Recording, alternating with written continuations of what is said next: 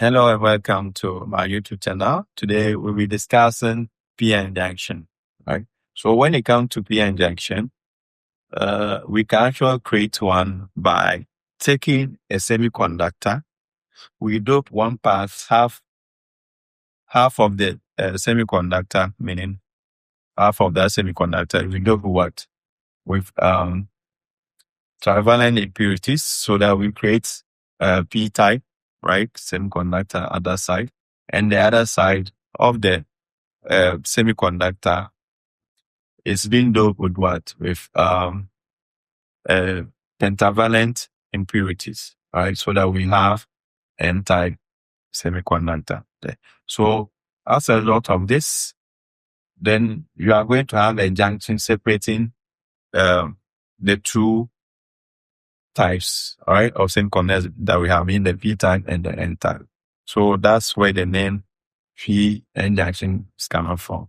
It's from the fact that if we take a semiconductor, you dope it with what? Both sides of the semiconductor with two different kind of impurities, that will give you what? The p-n junction in that process. Now, when it comes to the p-n junction, once we have this junction, what is going to happen is that because we have, for example, on the p region, we have majority poles, and when it comes to the n region, we have what? Minority, we have majority electrons.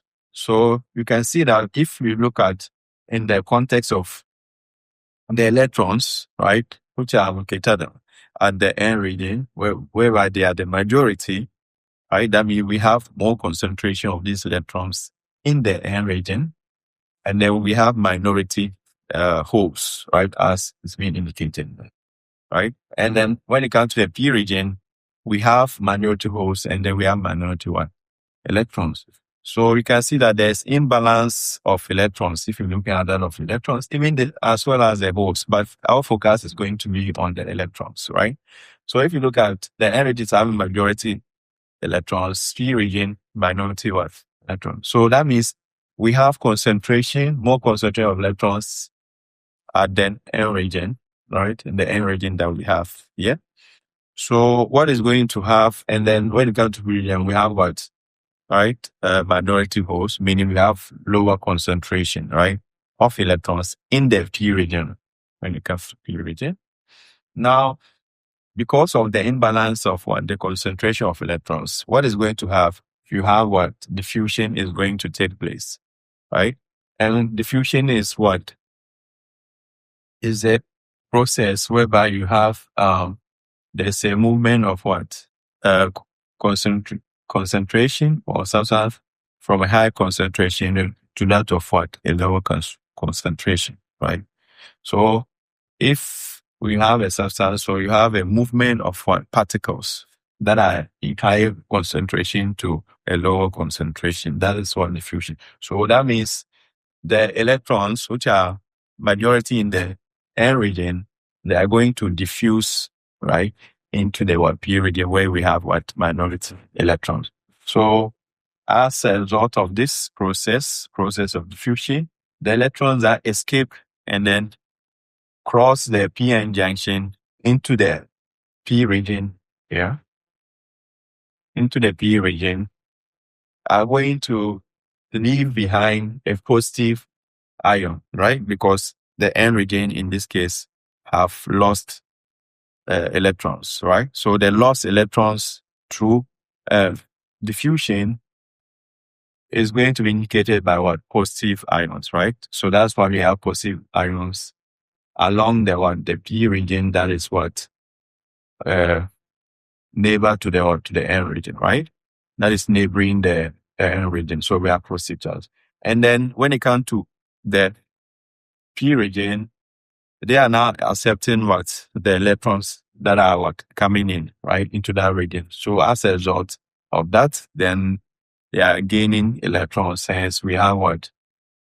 Negative ions, right, along the p-n junction that is in the p region. So you have negative. So because of this positive and negative ions that we have that will result in an electric field, right? You have an electric field, and my electric field is the the surrounding, right, or the region around the charge, right, whereby the force of the charge can be detected. So if you have positive ions and negative ions, and these are also charges as well, what that means, there will be an electric field. And this electric field is going to result in a form of what?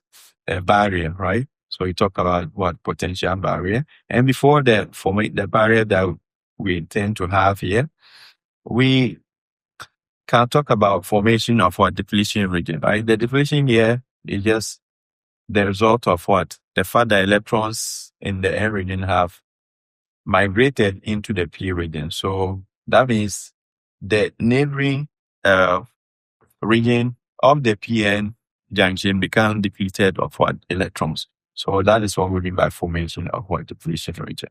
So with the formation of depletion region, then we now have an electric field that is being created. And as a result of the electric field, this field is going to now repel the flow of what?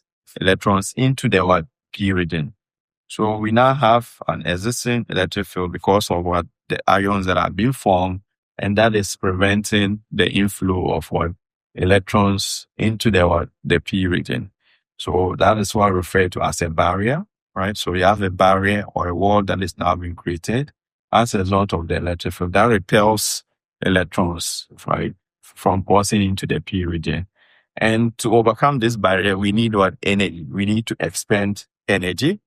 And the energy required, right, to break through the barrier, right, that is being created as a result of the formation of ions is what we refer to as what? Barrier potential. So the energy or work done required to overcome the depletion region, right?